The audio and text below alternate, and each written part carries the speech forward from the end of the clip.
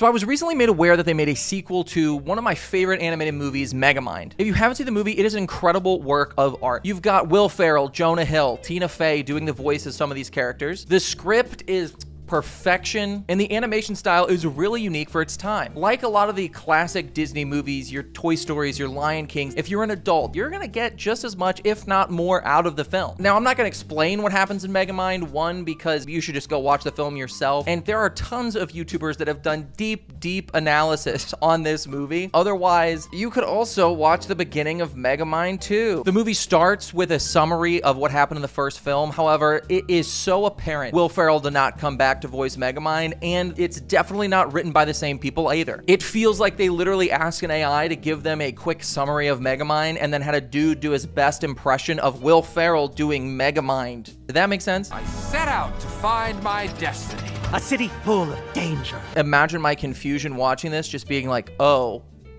I'm in for a trip. So enter this squad of villain. They're called the Goldfish Gang. They're robbing an aquarium because there's a fish that has gems on it, I guess. And we get a really cool scene where Megamind defeats them with his gizmos and gadgets. Spoiler alert, the movie Megamind ends with this guy who was a super villain becoming the hero of the city. So getting to see him in action was actually kind of cool. However, it was ruined by a few things. Obviously ruined by the fact that it's not Will Ferrell doing the voice. The animation style is really awful. He throws a water bottle and it's the weirdest throwing animation I've ever seen. They changed one of the main characters' name. The minion of Megamind was named Minion, and I think for copyright reasons with Despicable Me, they don't refer to him as Minion. They say that they changed his name to Chum. They play it off as a copyright issue in the universe. Due to a cease and desist order from Mr. Minion's Meatsicles, I can no longer call myself Minion. Hilarious that DreamWorks couldn't get the rights to use the name of a character that they already owned. I don't know what the heck that's about. Maybe they didn't want to just shell out the cash, and that would make sense because it's obviously not written, animated, or played by the same actors. In the next scene, we get to see where Roxanne left off, and we find out that actually this movie takes place just a few days after the first one. And you may be thinking, oh, Roxanne, that woman that loved to be a reporter, she was working her way up the ladder, it was so important to her, but no, they immediately established that she actually is bored with reporting, which is wild. It's just been a few days, and Roxanne meets this kid that's the head of the Megamind fan club, and after hearing that they're a content creator that has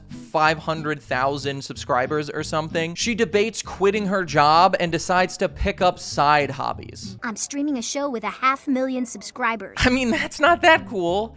Somebody who has 500,000 subscribers on a social media platform. But at this point, it's also just so obvious that not only is no one who made the original movie coming back to make this sequel, but a lot of the characters that you know and love from the first movie act completely different. Megamind, instead of just being this alien who is not as intelligent when it comes to the things and the ways of Earth, is actually just an idiot in general. Toasters need to be plugged in or they won't work.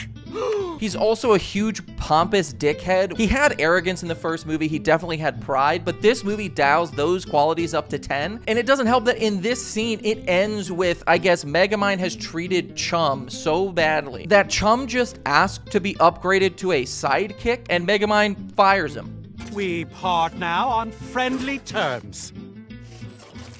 The fan club girl also meets Megamind here and is like, hey, we should probably work on your public image. I'm the #1 fan of yours. I can help you. And Megamind is like, I really don't care about that, gives her a grenade and leaves. Then it flashes over to a prison that is holding these other supervillains called the Doom Syndicate. It's revealed that their previous leader was Megamind, and when they see on the news that he's become a hero, they think, oh, we need to break out of here and fucking approach this dude. We then find out that they're not being kept in like a super villain prison. They're being kept in like a normal prison. And this Doom Syndicate, that's gonna be a rough one to remember, consists of a woman that can control the weather, this hypnotist mime, a literal golem made of lava and rock, and Edward Elric's brother from Full Metal Alchemist. So their powers are super OP. I mean, one of them shoots lightning, one of them can control shadows, one of them can hypnotize people to do whatever they want. So they just blow a hole in this normal ass prison's wall and walk out. They fly over to Megamind's lair and he's like, oh shit, I'm gonna die, because he's super smart, but these guys, I mean, it's not even close. But we find out that they actually don't believe he's a hero. They think that he's going undercover as a hero to pull the wool over the public's eyes before this alleged phase 2. Roxanne is also there, and he introduces her as his wife, and they act like they weren't in a relationship in the first one. For those of you who don't know,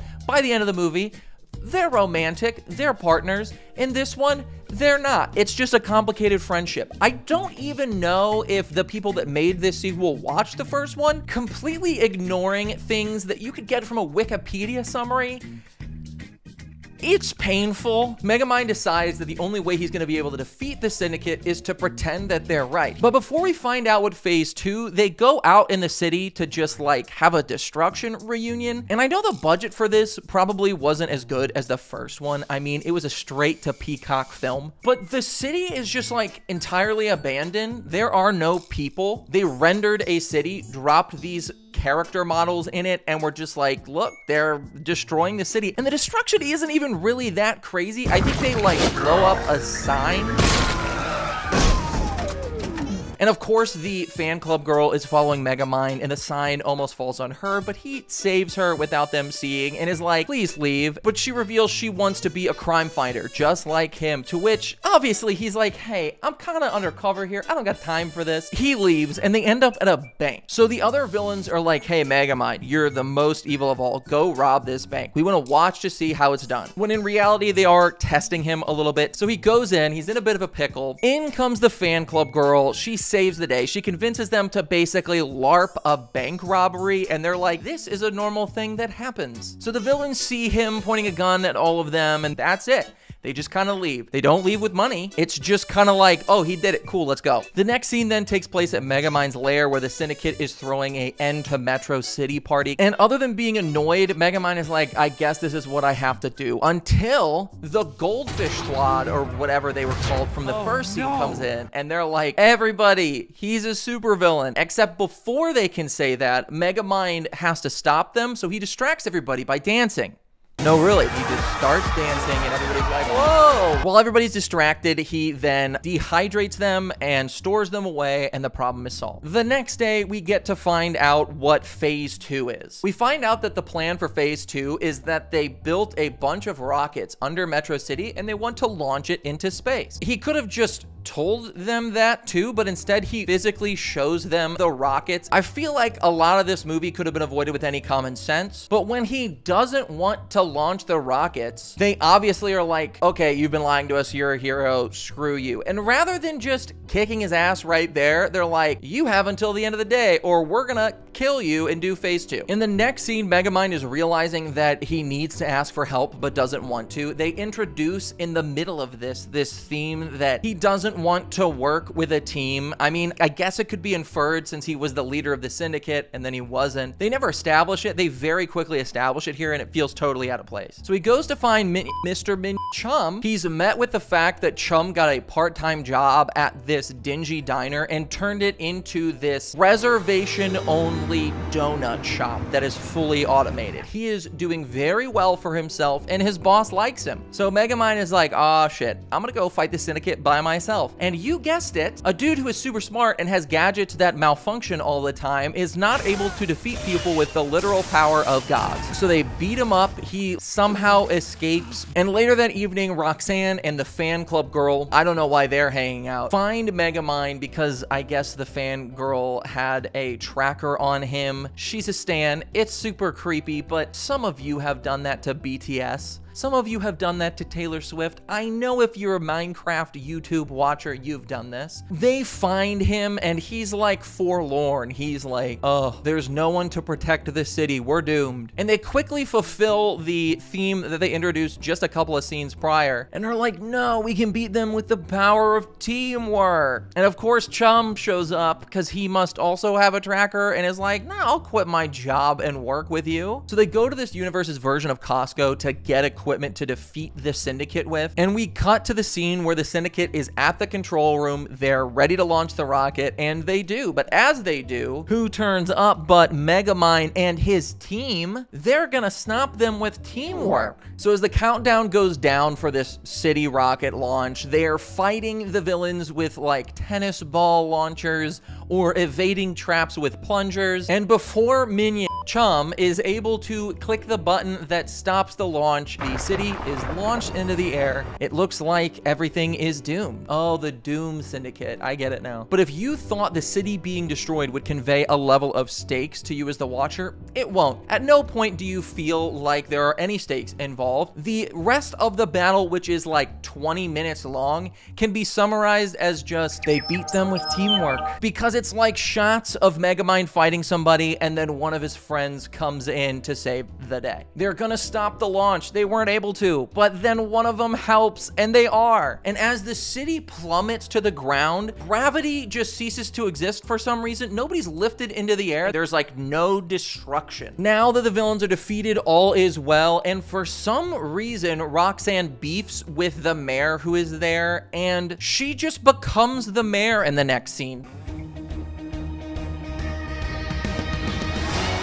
And it ends with them on top of a tower being like, this city is safe now with my team. And they light a Megamind version of the bat signal that looks awful. To my horror, what caught my eye after this was up next, a show that they made and released with this movie, making it evidently clear that this whole movie was made to launch a show on Peacock. Now we can get into why this movie absolutely sucks, because from my perspective, there's two things. You never feel like there's stakes. It really does actually feel like they asked ChatGPT for a sequel to Megamind, hired a writer for like a day to insert some jokes, and then we're like, cool, ship it. As a fan of the original Megamind, it feels so disrespectful that they couldn't get the original screenwriters back, the original director, the original actors, but they couldn't even do just the story justice. They completely erase character development that happens throughout the entire first movie and just change everything. The characters have no soul, the story is lackluster at best, and this bothers me because you can tell from watching this that their plan was to release a movie and then a series, but they also had the gall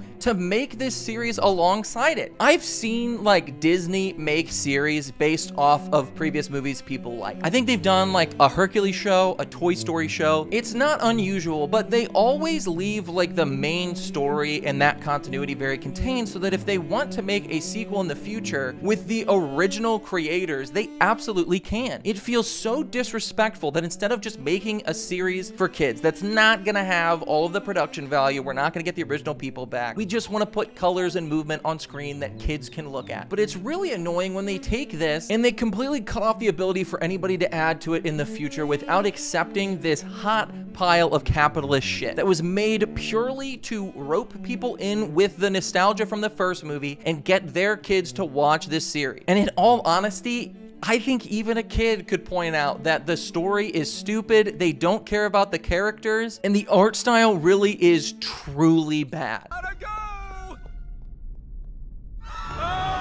Anyway, that's my thoughts on Megamind. If you like this video, Click like and subscribe. and if you don't subscribe, this'll happen.